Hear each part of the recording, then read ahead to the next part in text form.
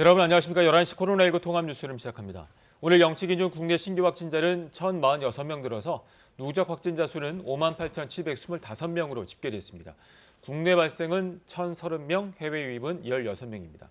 사망자는 40명으로 코로나19 사태 이후 최다를 기록했습니다. 오늘은 11시에 서울시의 코로나19 관련 브리핑이 있을 예정입니다. 먼저 박광식 의학 전문 기자와 함께 이야기 나누겠습니다. 자, 방금 들어온 소식인데 문재인 대통령이 어젯밤 미 모더나 CEO와 통화를 하고 2천만 명분 백신 계약에 합의했다는 소식이 들어와 있네요. 네, 그렇습니다. 네. 문재인 대통령은 모더나사의 스테판 반셀 CEO와 어젯밤 화상 통화를 했는데요. 청와대는 모더나사가 국내에 2천만 명 분량의 백신을 공급하기로 합의했다고 밝혔습니다. 기존 물량보다 2배 가까이 늘어난 수치입니다. 그렇군요. 그리고 이 백신 공급 시기도 앞당기기로 해서요. 모더나는 당초 내년 3, 4분기부터 물량을 공급하기로 했지만 2, 4분기부터 시작하기로 했다고 얘기를 했습니다. 네, 알겠습니다. 자세한 소식은 잠시 뒤에 청와대를 연결해서 또 내용을 전해드리도록 하겠습니다. 자, 오늘 확진 현황부터 좀 정리해 볼까요? 네, 오늘 국내 신규 확진자는 다시 1,000명대입니다. 1,046명이고요. 국내 발생은 1,030명, 그리고 해외 유입은 16명입니다. 지역별로 발생을 보면 서울이 519명, 500명을 넘어섰고요. 경기가 251명, 인천 32명, 대전 30명, 대구 29명 등의 순입니다. 서울 경기 확진자가 770명으로 수도권에서 70% 이상 차지하고 있고 전체 유행을 지금 주도하고 있는 상황입니다. 또 치료 등 격리 중인 환자는요, 17,163명인데요. 이 중 증세가 심각한 위중증 환자는 300명을 넘어서 지금 330명을 기록하고 있습니다. 어제 하루 사망자는 40명 늘어서 누적 사망자는 859명입니다. 네. 현재 치명률은 1.4%로 계산이 되고 있고요. 3차 유행이 본격화된 이후 이달 들어 코로나19 때문에 333명이 지금 돌아가시는 상황입니다. 네, 알겠습니다. 네. 자, 브리핑이 시작이 될 것 같습니다. 현장으로 가시겠습니다. 방역통제관 박유미입니다. 12월 29일 서울시 코로나19 대응 상황을 말씀드리겠습니다. 서울시에서 코로나19 사망자가 8분이 추가 발생하여 현재 사망자는 총 167명입니다. 사망자 8분은 모두 기저질환이 있었으며 70대 3명, 80대 4명, 90대가 1명이었으며 병원 치료 중 사망하신 분이 7분, 사후 확진받은 분이 1명입니다. 삼가 고인의 명복을 빌며 유가족께 깊은 위로의 말씀을 드립니다. 서울시 확진자 중 사망자는 167명으로 사망률은 0.91%입니다. 서울시 코로나19 발생 현황입니다. 12월 29일 0시 기준 코로나19 서울시 확진자는 전일 0시 대비 523명이 늘어서 18,253명입니다. 12월 28일 기준 총 검사 건수는 47,205건이며 12월 27일 총 검사 건수 23,705건 대비 당일 확진자 수 523명으로 양성률은 2.2%입니다. 14일부터 임시 선별 검사소 63개소를 운영하여 현재 총 29만 3,762건을 검사하였고 양성은 총 790건이며 28일 신규 확진자는 68명입니다.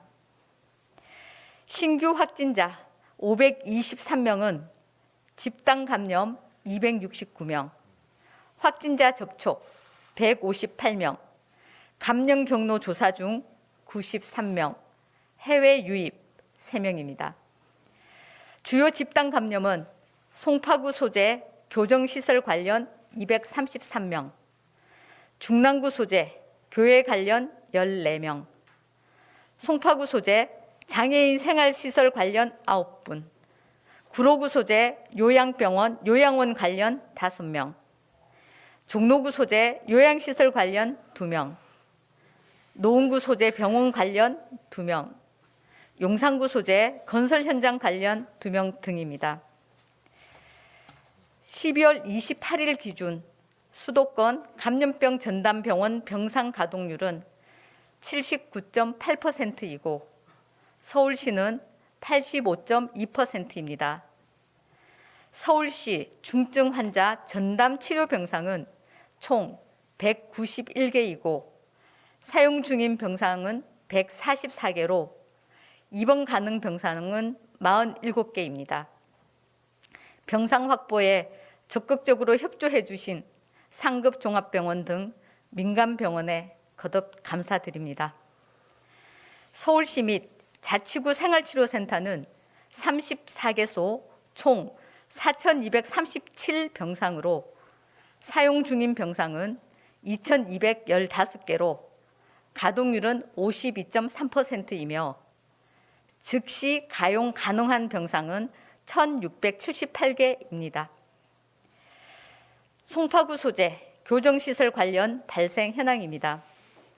송파구 소재 교정시설 직원 가족 1명이 11월 27일 최초 확진 후 12월 26일까지 527명, 28일에는 233명이 추가 확진되어 관련 확진자는 총 761명입니다.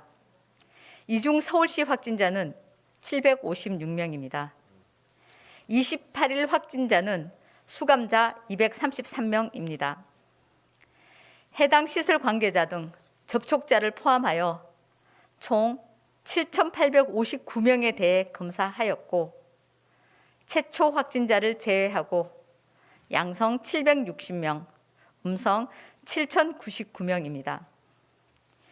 역학조사에서 3차 전수검사 관련 주로 밀접 접촉자 그룹에서 추가 확진된 사항으로 세부 분류 작업 중이며 집단 생활과 불충분한 환기로 인해 전파가 확산된 것으로 추정하고 있으며 추가 조사를 진행 중에 있습니다.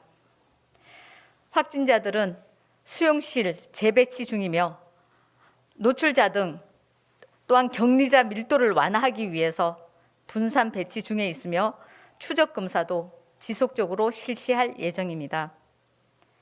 각 시설에서는 마스크 착용, 환기 소독, 거리 두기, 손 소독제 비치 등 방역 수칙을 준수해 주시길 당부드립니다.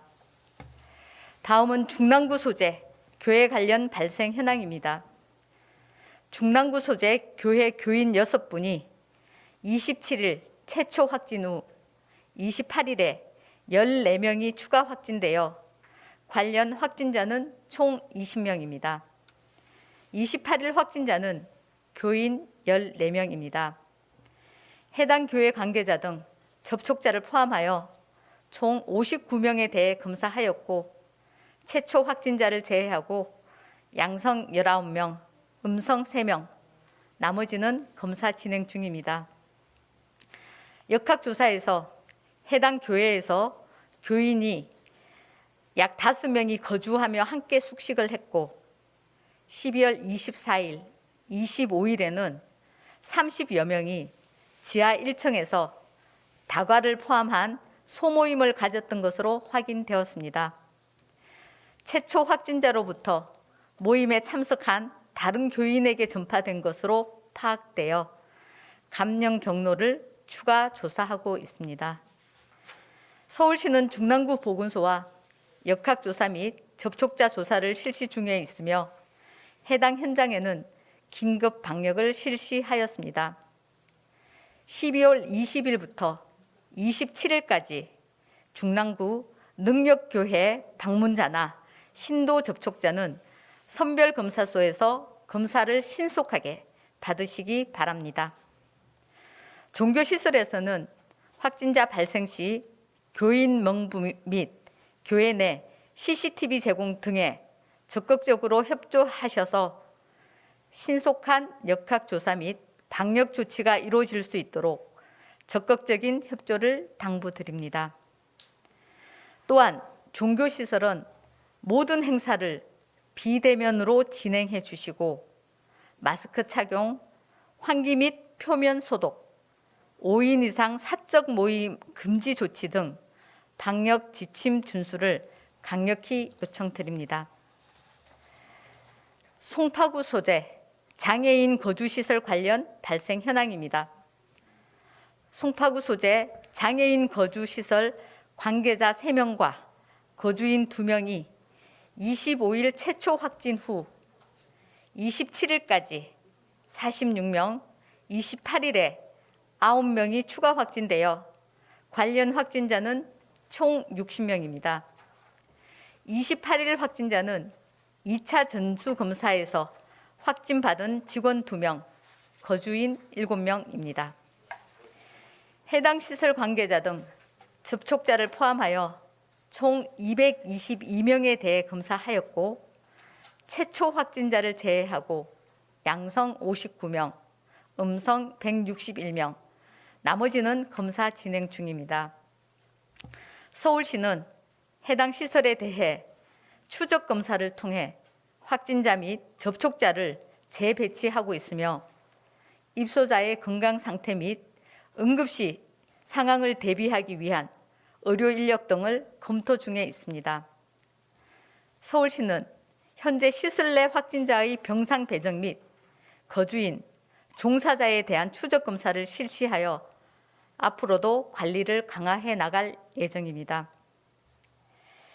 서울시 신규 확진자가 523명이 발생하고 사망자도 8명이 발생하며 아직까지는 코로나19 확산세가 수그러들지 않고 있습니다.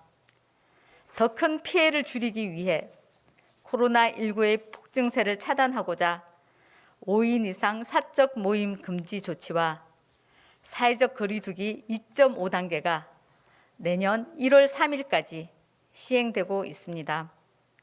가족, 지인 간 모임 및 행사는 취소해 주시고 가정에서도 주기적으로 환기하며 60세 이상 고위험군이 계실 경우 외부인 방문도 자제해 주시기를 당부드립니다. 사무실 등 직장에서는 회식, 모임을 취소하시고 실내외 마스크 착용, 비대면 회의, 공용 공간 환기 및 소독을 철저히 하며 유증상자 발생 시 업무 배제 및 검사 실시를 지켜주시기 바랍니다. 또한 모든 종교 활동은 비대면으로 진행해 주시고 식사, 소모임, 행사 등은 취소하고 방역 수칙을 준수해 주시기를 강력히 요청드립니다. 코로나19 의심 증상이 조금이라도 있을 경우 또는 증상이 없더라도 조금이라도 불안하신 분들은 누구나 보건소 및 임시선별검사소에서 검사를 받으시기 바랍니다. 마스크 착용, 손 씻기, 거리 두기는 항상 실천해 주시기를 당부드립니다. 시민이 백신입니다. 이상입니다. 네, 서울시의 코로나19 관련 브리핑 들으셨습니다. 다시 박광식 의학전문기자와 함께 브리핑 내용 정리해 보도록 하겠습니다. 자, 서울시의 이제 감염 현황들을 짚어봤는데요. 이 브리핑 내용에 포함되어 있진 않습니다만 한 가구에 한 명씩은 좀 선제적으로 검사를 받아달라. 이게 서울시에 또 캠페인이 있다면서요. 네, 서울시가 이제 오늘부터 네. 한 가구 1인 선제 검사 캠페인을 시작합니다. 그러니까 한 집에 한 사람만큼은 이 코로나 검사를 받아보라는 건데요. 증상이 없어도 무료고요. 그리고 익명 검사가 가능하다는 겁니다. 그래서 지금 이렇게 검사를 받을 수 있는 건 1월 3일까지입니다. 그리고 그렇군요. 혈연과 관계없이 이 주거와 생계를 같이 하는 이 가구 구성원 중에 한 명이 대표로 검사를 받으라는 거고요. 네. 그래서 지방 감염 그리고 가족 간 감염을 갖다가 좀 여부를 조기에 파악하기 위함입니다. 그래서 이런 내용들 좀 알아두셨다가 그렇군요. 검사를 받으시는 게 좋겠습니다. 자, 무증상 감염과 또 잠복 감염이 많기 때문에 선제적으로 찾아내는 게 굉장히 중요할 것 같습니다. 자, 앞서 오프닝에서도 전해드렸습니다만 오늘 사망자가 40명으로 코로나19 사태 이후에 최다를 기록을 했습니다. 이 중환자실이라든가 이러한 것들이 좀 대책들이 필요할 것 같아요. 네, 맞습니다. 이 코로나19가 무서운 건 누구나 가볍게 앓고 지나가는 병이 아니라는 점인데요. 네.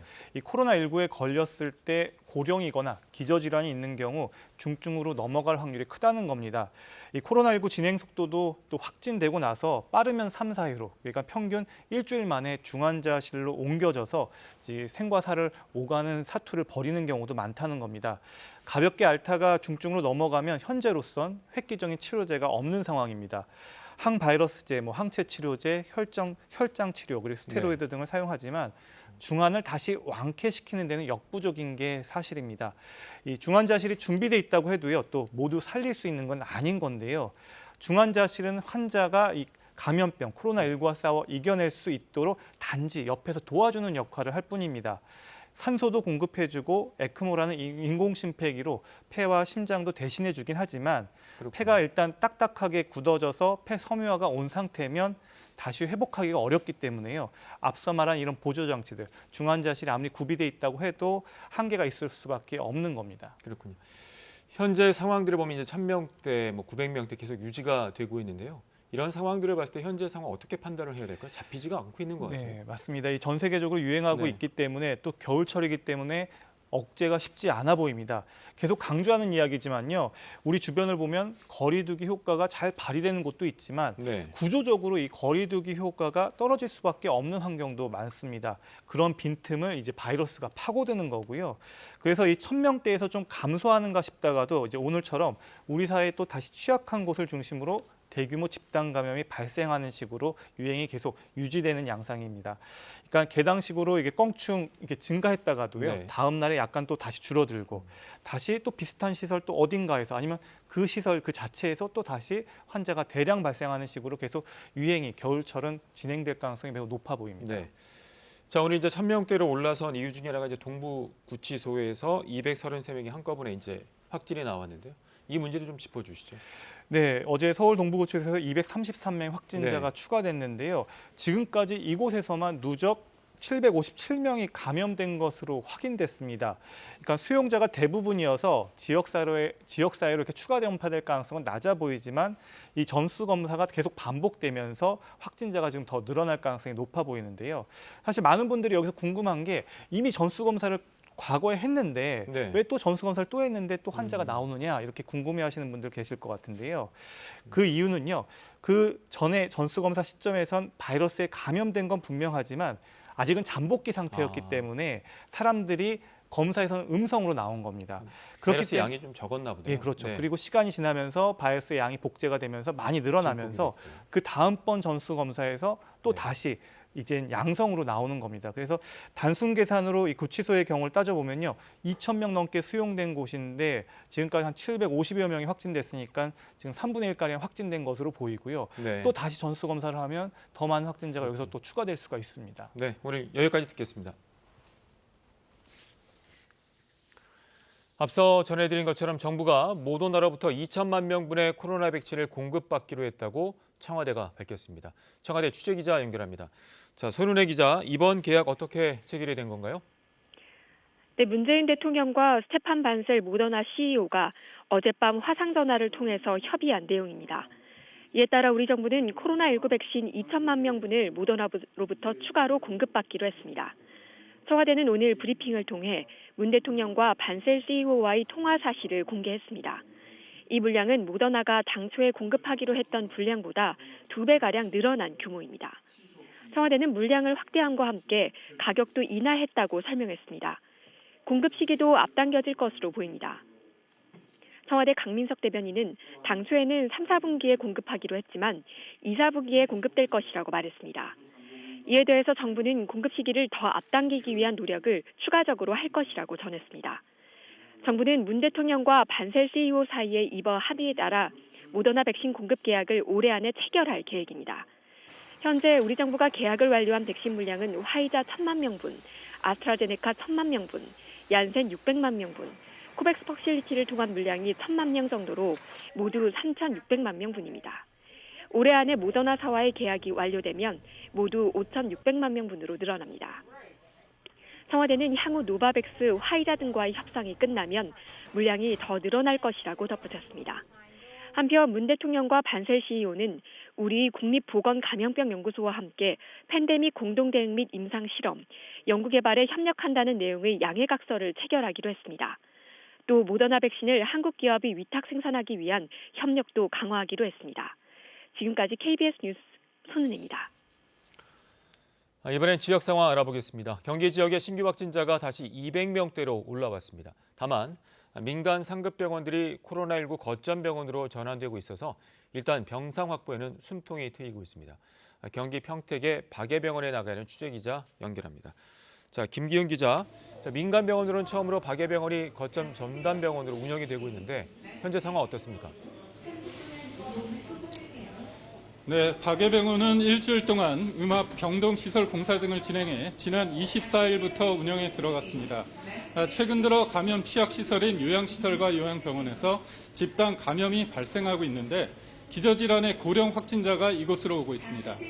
박예병원에는 중증 환자 병상 20개와 준중증 환자 병상 80개 등 140개가 마련됐고 현재 중증 환자 등 40명이 치료를 받고 있습니다. 기존 인력에 더해 의사와 간호 인력 등 15명이 외부에서 지원을 와서 현재는 치료가 순조롭게 진행되고 있지만 남은 병상 100개가 환자로 다 찬다면 현재 의료 체계로는 벅찬 만큼 의료진, 특히 간호 인력의 손길이 앞으로 더 필요하다고 합니다.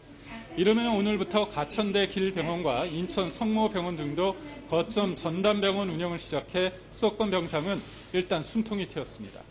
하지만 감염세는 꺾이지 않으면서 경기 지역의 신규 확진자는 오늘 0시를 기준으로 256명 발생한 것으로 집계됐습니다. 어제 20일 만에 100명대로 줄어들었다가 다시 60여 명이 늘어난 수치인데요. 경기 파주의 요양원과 고양이 파주 요양원에서 각각 15명과 6명씩 더 늘었고 부천 요양병원과 관련해서도 2명이 더 감염돼 누적 확진자는 158명에 이릅니다. 경기도에서 사망자는 하루 사이 5명이 발생했습니다. 오늘은 요양병원에서 대기하다가 숨진 경우는 다행히 없습니다. 도내 코로나19 치료 병상은 80%가 사용 중이며 중환자 병상 63개 가운데 8개가 남아있습니다. 한편 인천시는 어제 오후 5시부터 오늘 오전 10시까지 신규 확진자가 27명 발생했다고 밝혔습니다.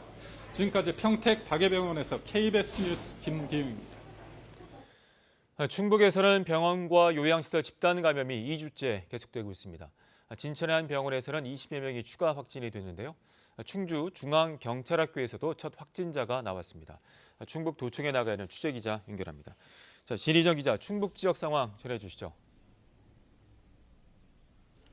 네, 집단 감염이 발생한 충북 진천의 도운병원에서 밤사이 입소자 22명이 추가로 양성 판정을 받았습니다. 동일 집단 격리 이후 사흘 간격으로 진행되는 전수검사에서 숨은 확진자가 더 나온 겁니다. 지난 19일 첫 확진자가 나온 뒤로 열흘 만에 이 병원에서만 65명이 확진됐습니다. 역시 집단 감염이 발생한 음성 소망병원에서도 4명이 추가로 양성 판정을 받아 누적 확진자가 106명으로 늘었습니다. 충북 충주에 있는 중앙경찰학교에서도 40대 교수 1명이 양성 판정을 받았습니다.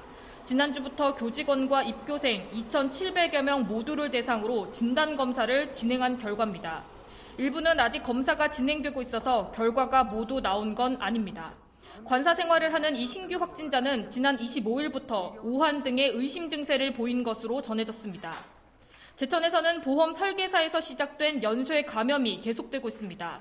앞서 확진된 보험 설계사의 가족이 다니는 시멘트 공장에서 20대 직원이 확진된 건데요.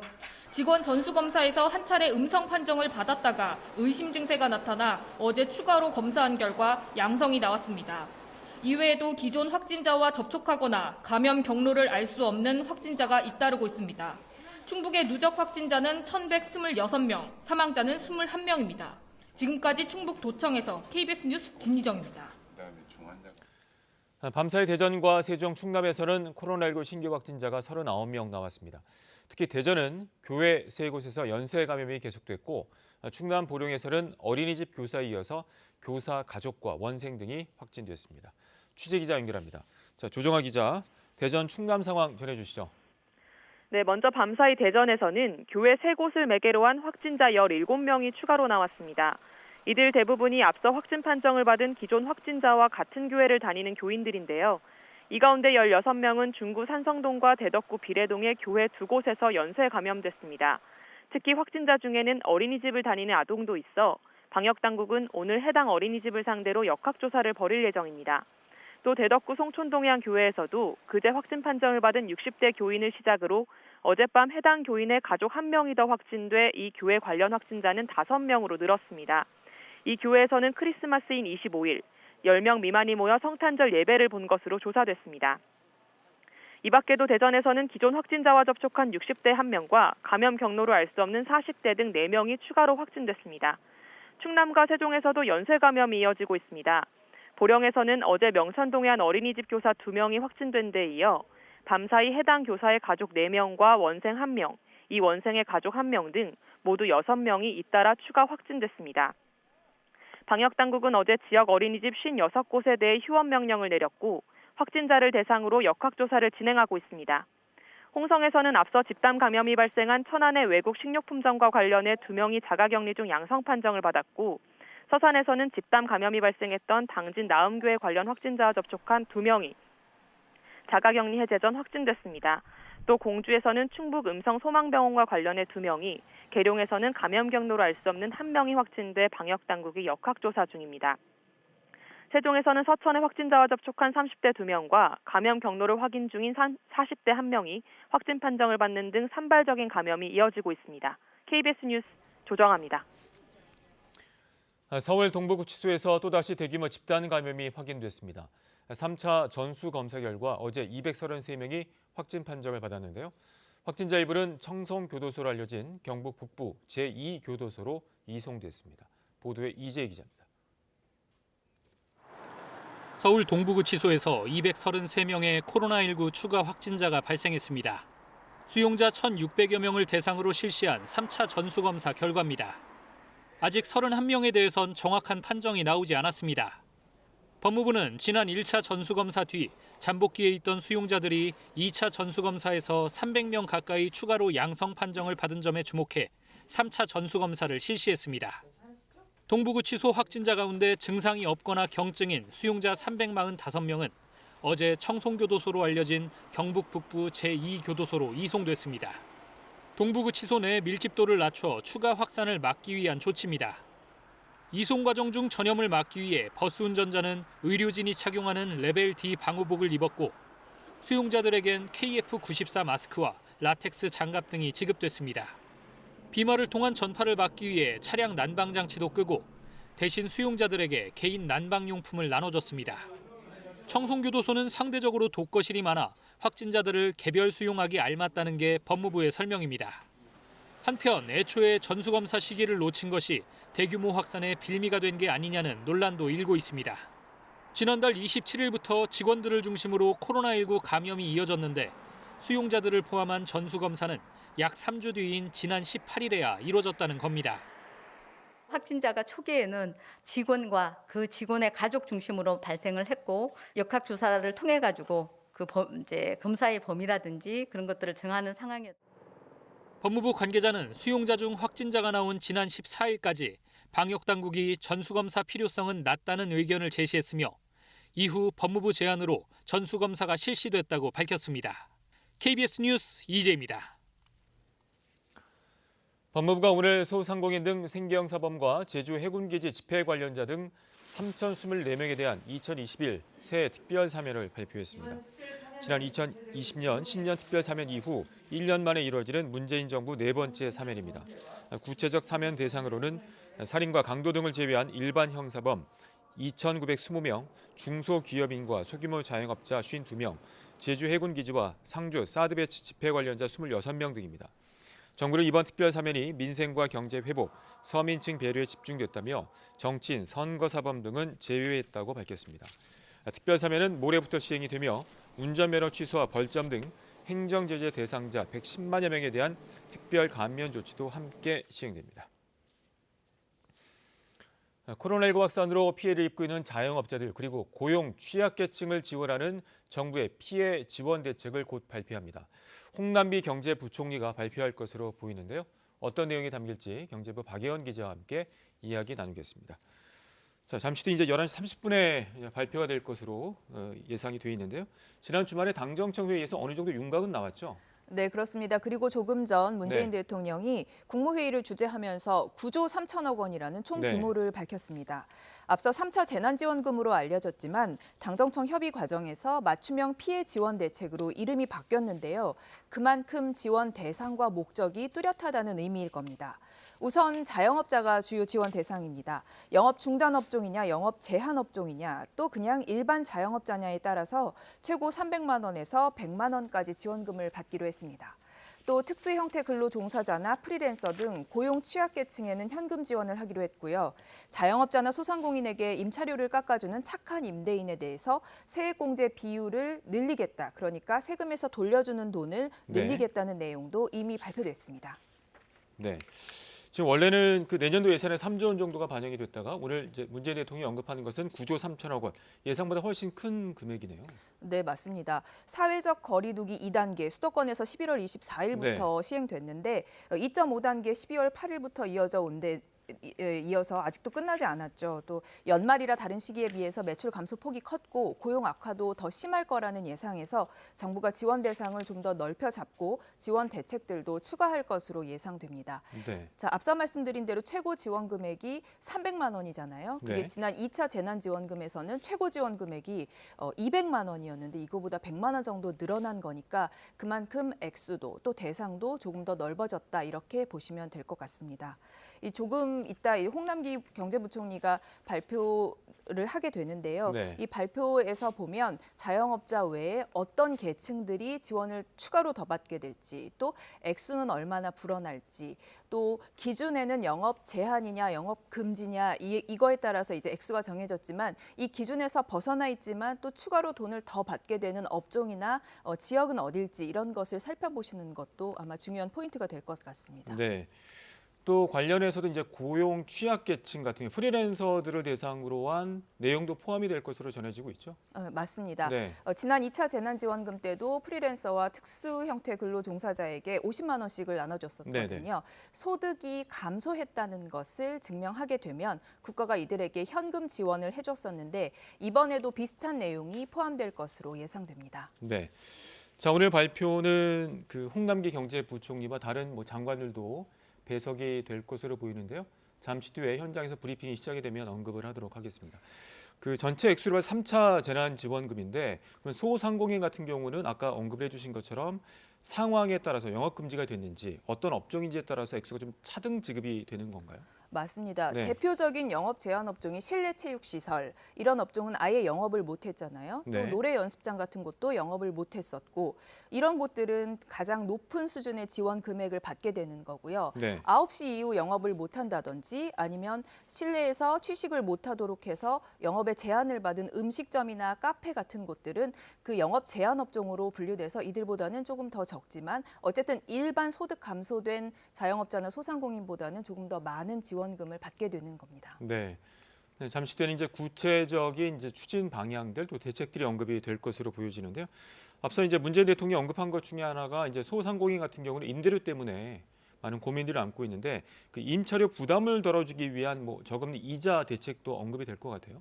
맞습니다. 소상공인의 임대료 부담이 워낙 크다 보니까 이거에 대해서 한 가지 아니라 두 가지, 세 가지 방안을 아마 정부가 마련할 것으로 보이는데요. 네. 우선 앞서 말씀드린 것처럼 임차료 깎아주는 임대인에 대해서 세금으로 지원을 늘리겠다. 이게 첫 번째고, 두 번째는 이번에 액수가 조금 늘어난 의미가 정부에서 소상공인이 내는 임대료를 감안해서 우리가 좀 액수를 늘리겠다. 그러니까 현금으로 지원을 하겠다. 이런 의미들이 좀 포함된 것으로 보입니다. 이 밖에 네. 말씀하신 대로 이 정도 액수로는 안 된다. 우린 이미 피해가 누적됐다는 소상공인이나 자영업자들에게 융자, 저금리로 돈을 공급하는데도 아마 정부가 일정 정도 대책을 마련했을 것으로 예상됩니다. 네. 자, 지금 현장에서 홍남기 부총리가 자리에 착석을 하고 잠시 뒤에는 정부의 3차 재난지원금 관련해서 맞춤형 피해 지원 대책이 발표가 될 것으로 보입니다. 잠시 뒤에 시작이 될 것 같고요. 구체적인 9조 3천억 원이라고 문재인 대통령이 언급을 했는데 구체적인 방안 직접 들어보도록 하겠습니다. 현장으로 가시죠. 3차 확산에 따른 맞춤형 피해 지원 대책에 대한 브리핑을 시작하겠습니다. 오늘 브리핑은 맞춤형 피해 지원 대책 논의 결과에 대해 홍남기 부총리께서 주요 내용을 발표하시고 기자단 질의응답을 갖는 순서로 진행하겠습니다. 그러면 홍남기 부총리께서 주요 내용을 말씀드리겠습니다.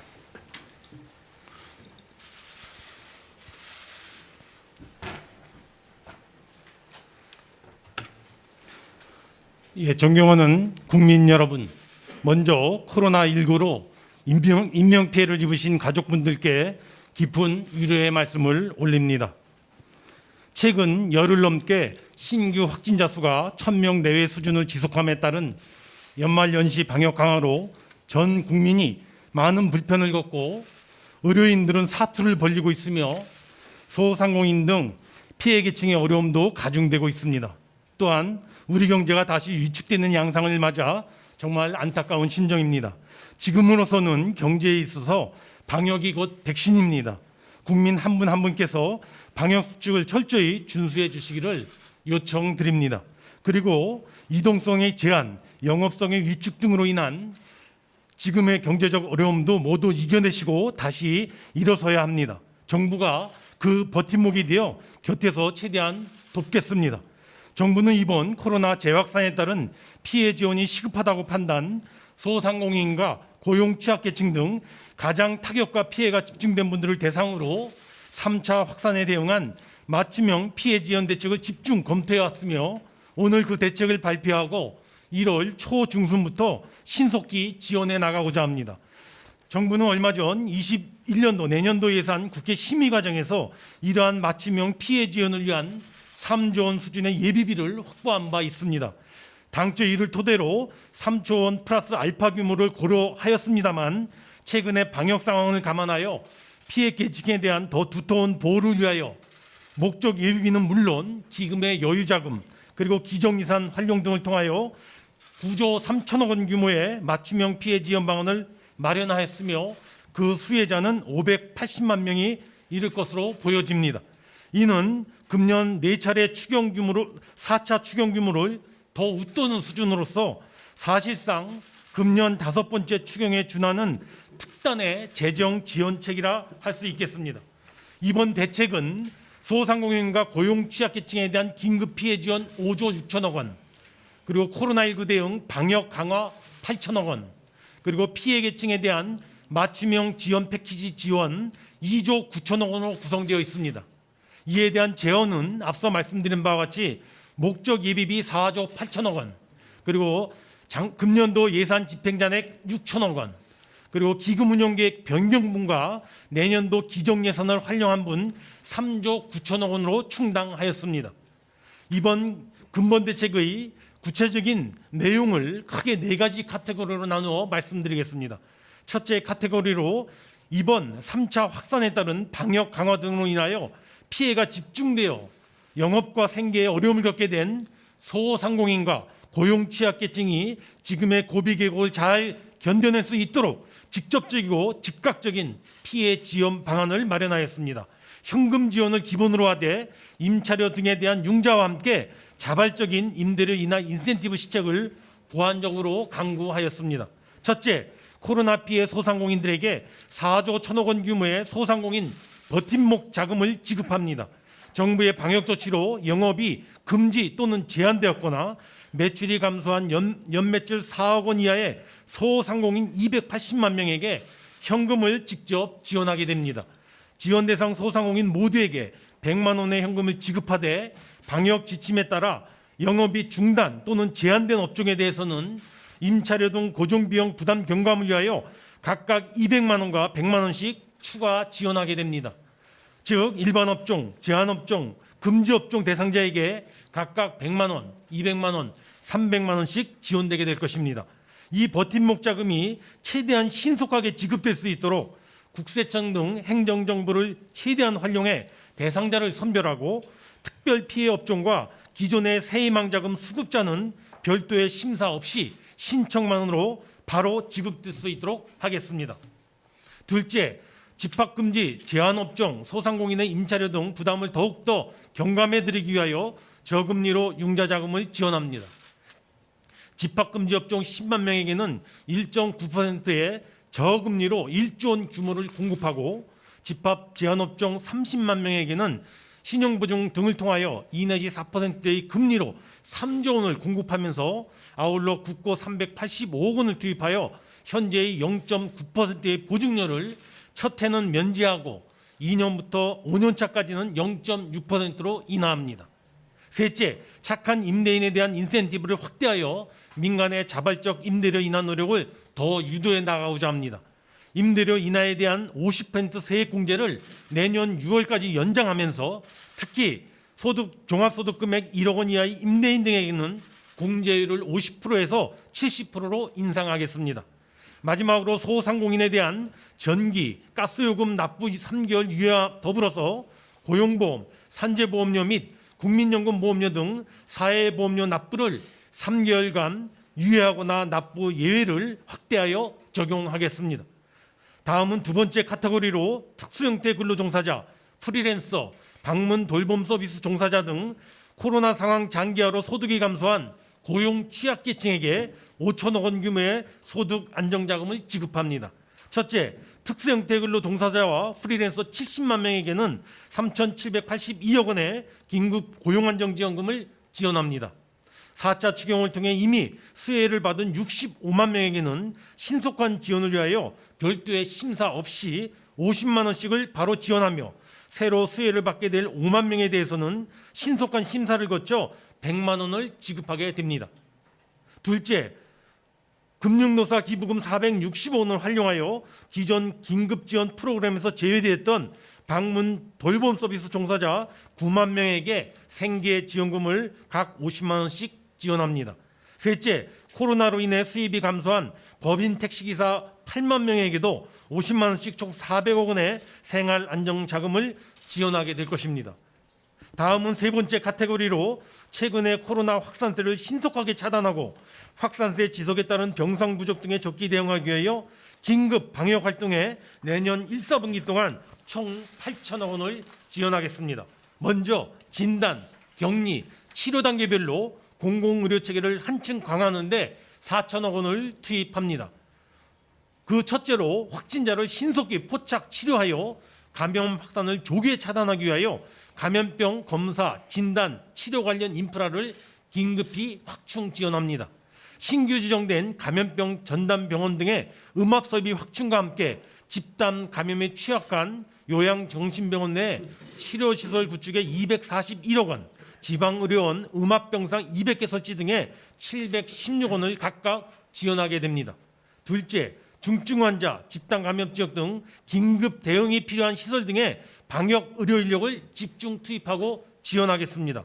중증 환자 간호 인력 3,300명에 대한 위험수당 81억 원을 한시적으로 국고에서 지원하고 국고 356원을 별도 투입하여 의료 인력 1,000명에 대해서 집단 감염 지역 파견을 실시하고 이를 지원하고자 합니다. 셋째, 1,661억 원을 투입하여 확진자 포착, 격리, 치료의 속도를 높이기 위한 진단 검사비를 지원하고 선별 진료소를 확충합니다.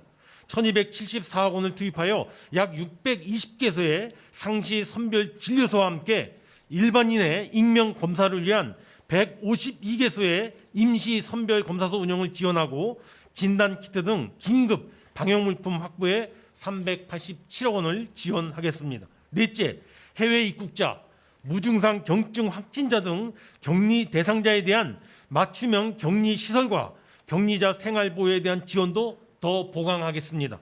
우선 격리 치료비 323억 원을 지원하고 1,111억 원을 별도 투입하여 영국발 변이 코로나 국내 유입 차단을 위하여 해외 입국자의 격리 해제 전 진단검사 추가와 함께 임시생활시설 및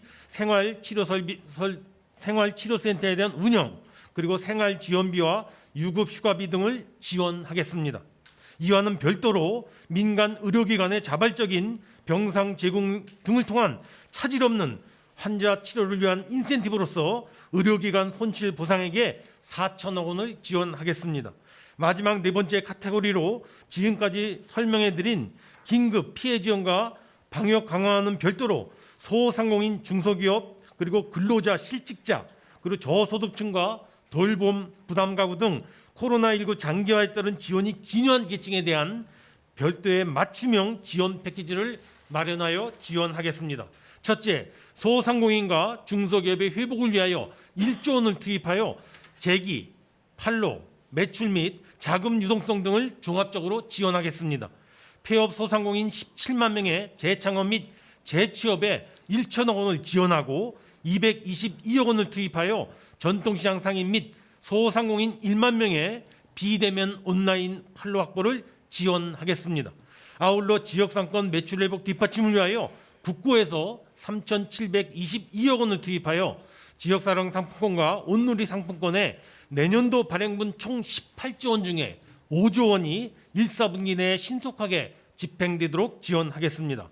아울러 소상공인 2단계 금융지원 프로그램 잔여분 3조 6천억 원이 신속하게 집행될 수 있도록 예비비 103억 원을 투입하여 첫해 보증료율을 0.6% 인하하도록 하겠습니다. 또한 2천억 원 규모의 긴급 병역안정자금 융자와 2조 4천억 원 규모의 신용보증기금, 기술보증기금, 특례보증 등 피해 중소기업 1만 개의 유동성을 긴급 공급하고자 합니다. 한편 연말연시 방역 강화 조치에 따라 영업이 금지되었거나 제한된 스키장 등 겨울 스포츠 시설과 숙박 시설에 대한 별도의 지원 방안도 강구하였습니다. 179개의 겨울 스포츠 시설은 300억 원의 융자를 신규로 공급하는 한편 국고 85억 원을 투입하여 방역 비용과 함께 자체에 고용한 안전 강습 요원 3천여 명의 일자리 유지를 적극 지원하겠습니다. 겨울 스포츠 시설 내에 입주한 소규모 부대업체 등은 집합 금지 업종으로 간주하여 버팀목 자금 300만 원씩을 지급하겠습니다. 영업 제한을 받은 중대규모 숙박시설은 2천억 원 규모의 융자 자금을 공급하고 143억 원을 투입하여 종사자 교육 및 방역 비용도 적극 지원하겠습니다. 아울러 소상공인에 해당되는 숙박시설 4만 8천 개에 대해서는 버팀목 자금을 200만 원씩 지급하게 될 것입니다. 둘째, 코로나19 장기화로 인한 고용 악화에 대응하기 위하여 근로자 실직자의 고용 유지 창출 및 생계 지원 처우 개선 등 고용 안전 종합 지원에 1조 6천억 원을 투입하고자 합니다. 먼저 근로자의 고용 유지를 위하여 고용 유지 지원금을 9천억 원 지원합니다. 금년 예산의 절반 수준인 7천억 원 40만 명분을 1사분기에 신속 집행하고 집합 제한, 집합 금지 업종의 경우 그 지원 비율을 휴업수당의 현행 3분지 2에서 90%로 3개월간 한시 상향 조정하여 적용하겠습니다. 또한 여행업 등 특별 지원 업종의 무급 휴직수당 지원 기한도 당초 180일에서 270일로 90일 한시 연장하며 노사업의 고용유지지원금도 1년 연장하여 지급하겠습니다. 다음으로 실직자 재취업 및 청장년 고용 창출에도 5천억 원을 투입합니다. 내년 실시되는 국민취업지원제도를 1사분기 15만 명 규모로 집중 지원하고 취업성공 패키지, 디지털 일자리 지원 등을 통하여 청년 일자리를 확대하면서 30만 원의 코로나 대응 특별 훈련 수당도 신설하여 지원하겠습니다. 또한 국고 571억 원을 투입하여 특수형태 근로 종사자와 프리랜서 등 고용 취약계층 1만 명에게 생활 안정자금을 융자 지원하고 1,340억 원을 투입하여 업무 부담이 가중된 보건, 의료, 돌봄, 택배, 배달 등 필수 노동자 19만 명에게 건강관리, 처우 개선 등 근무 여건 개선을 적극 지원해 나가겠습니다. 셋째, 코로나로 인해 소득이 급감한 생계 위기 가구와 휴교 휴원 등으로 돌봄 부담이 가중된 학부모를 지원하기 위하여 사회안정망 보강에 3천억 원을 투입하겠습니다. 금년 한시 적용된 긴급복지 지원 요건 완화를 내년 1사분기까지 연장하여 생계 위기에 직면한 6만 가구에 대하여 추가 지원하겠습니다. 또한 학부모들의 돌봄 부담 경감을 위하여 근로시간 단축, 재택근무 등 유연근무를 실시하는 사업주 4만 2천 명에게 간접 노무비 등을 지급하고 아이 돌봄 서비스 등 이용 부모의 자부담 경감, 그리고 긴급 돌봄 프로그램의 운영 등 돌봄 서비스도 보다 확대하여 지원해 나가겠습니다. 이번 대책의 지원 효과를 극대화하려면 정책 타이밍을 놓치지 않고 신속하게 집행하는 것이 무엇보다 중요합니다. 민생 현장의 절박함을 고려하여 최대한 빠른 시일 내에 최대한 빠르게 지원해 나가겠습니다. 특히 소상공인 버팀목 자금과 긴급 고용 안정지원금 등 주요 현금 지원 사업의 경우 행정정보를 활용하여 대상자를 선별하고 요건 심사를 최대한 단축하거나 사후 심사로 대체하여 내년 1월 11일부터 지급을 시작하여 설 전에 수혜 인원의 90% 수준까지 지급될 수 있도록 하겠습니다. 존경하는 국민 여러분, 동투기 전의 새벽이 가장 춥고 어두운 법입니다. 근본 코로나 3차 유행이 코로나 종식 전의 마지막 고비라는 인식하에 지나친 낙관과 방심도 그리고 절망과 포기도 경계하면서 흔들림 없이 한 걸음씩 차곡차곡 나아간다면 우리나라가 지난 수차례의 위기를 슬기롭게 극복했던 것처럼 이번의 어려움도 잘 극복하고 나아가 강한 도약의 발판으로 전환될 수 있을 것이라 굳게 믿습니다. 그러기 위해서는 우리 국민과 정부의 하나된 노력이 무엇보다 절실합니다. 국민 여러분께서 방역 지침을 철저히 준수해 주시고 경기 회복과 반등에 합치된 힘을 모아주시기를 이 자리를 빌어 간곡히 요청드립니다. 정부는 모든 가용한 자원을 총동원하여 위기 극복에 앞장서겠습니다. 이번 대책과 더불어 얼마 전 발표해드린 내년도 경제정책 방향 등 모든 대책과 정책 대응들이 차질 없이 작동되어 내년도의 위기 극복, 경기 회복, 경제 반등이 반드시 이루어지도록 정부는 자고 우면 없이 중단 없이 앞을 향해 진력해 나가겠습니다. 감사합니다. 네, 그럼 지금부터 기자단 질의응답 시간을 갖도록 하겠습니다. 정해진 시간 범위 내에서 온라인 단체 대화방 질의에 대해 답변 드리도록 하겠습니다. 먼저 기획재정부 출입기자단입니다. 아시아경제 김현정 기자님인데요. 이데일리 이명철 기자님도 비슷한 질문을 주셨기 때문에 같이 답변 드리도록 하겠습니다. 금일 발표된 대책 가운데 융자 사업 및 사회보험료 납부 유예 등을 제외하고 폐쇄되지 않는 정부의 직접 지출 사업의 규모를 확인 부탁드립니다. 두 번째, 집합 금지 제한 업종이라면 매출이 유지됐거나 증가했더라도 지원금을 수령할 수 있고 자영업자 스스로가 건물주라 하더라도 임대료 등 고정비용 명목의 지원금을 100% 수령 가능한지 여부 및 그와 같이 결정하신 배경 설명을 부탁드립니다. 예, 먼저 정부가 오늘 발표한 9조 3천억 중에 정부의 직접 지원과 융자 자금을 좀 구분해 달라는 질문으로 이해가 됩니다. 정부가 오늘 발표한 9조 3천억 중에 거의 대부분이 정부 직접 지출입니다. 융자가 일부 포함이 되어 있는데요. 9조 3천억 중에 현금 내지는 현물 서비스로 직접 지원하는 규모가 7조 7천억이 되겠습니다. 약 1조 6천억 정도는 융자 지원인데요. 융자 지원은 대개 소상공인에 대한 임차료 융자, 집합 제한 금지 업종 중소기업에 대한 융자, 그리고 특고 프리랜서 등에 대한 생활 안정자금 융자 등 1조 6천억을 제외한다면 83%에 해당되는 7조 7천억이 정부의 직접 지원이 되겠습니다. 그리고 질문 중에 집합 금지 제한 업종의 경우에는 매출이 유지됐더라도 지원을 합니까? 라고 여쭤봤는데요. 집합 금지 제한 업종의 경우에는 정부 방역 조치에 대한 협조 그리고 실제 영업이 제한 금지되었기 때문에 매출과 관계없이 지급될 예정이라는 점을 말씀을 드립니다.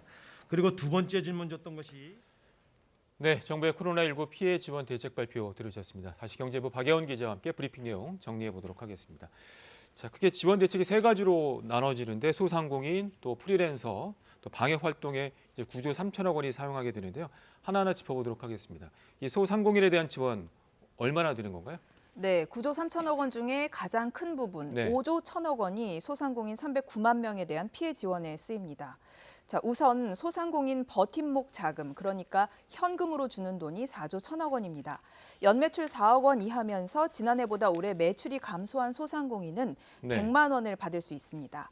집합 금지 업종인 유흥업소 5종과 학원, 실내체육시설, 노래연습장, 스키장 등에는 여기 100만 원에 200만 원을 얹어서 최대 금액인 300만 원을 지급할 방침입니다. 특히 눈여겨봐야 할 게요. 겨울 스포츠 시설에 딸린 소규모 부대업체, 그러니까 음식점이나 편의점, 스포츠용품점 등은 집합 금지 업종이 아니더라도 집합 금지 업종으로 봐서 그렇군요. 300만 원 주기로 했습니다.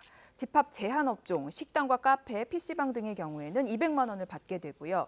자, 최고 지원 금액이 200만 원이던 2차 재난지원금 때보다 액수가 좀 늘어난 거죠. 정부가 네. 이번 지원에 소상공인 임차료 부담 덜겠다는 목적이 추가돼 있다 이렇게 밝혔고요.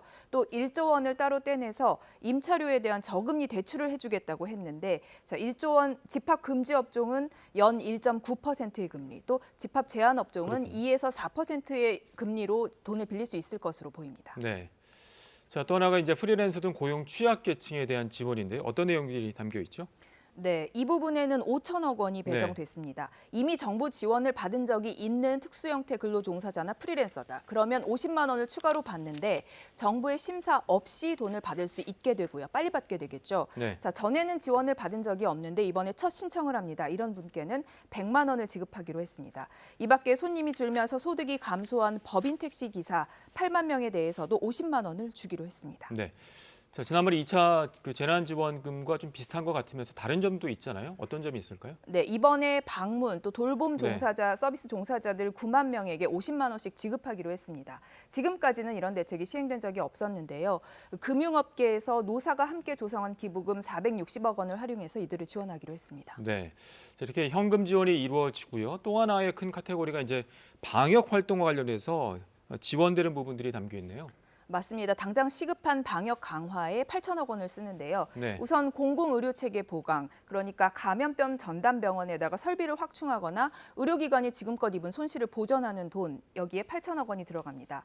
이 밖에 근로자와 실직자 긴급 고용 안정 지원에 1조 6천억 원, 그러니까 일단 여행업 종사자에 대해서 무급휴직 지원금을 월 50만 원씩 3달 연장한다든지 네. 집합 제한 업종이나 금지 업종의 경우 종사자의 고용유지 지원금 지원 비율을 90%로 늘렸는데 계속 고용하면 임금의 90% 정도는 정부가 대줄 테니 계속 고용해 주세요. 이런 예산도 확보했다고 말씀드릴 수 있겠습니다. 이 밖에 실직자 재취업이나 청장년 일자리 마련에도 예산 5천억 원을 써서 38만 명을 지원할 예정이고요. 소상공인과 중소기업에 대한 융자 등 유동성을 공급할 자금들도 마련됐습니다. 네, 여기까지 듣겠습니다. 박영 기자 수고했습니다. 코로나19 통합 뉴스룸은 잠시 뒤 12시에 이어집니다. 고맙습니다.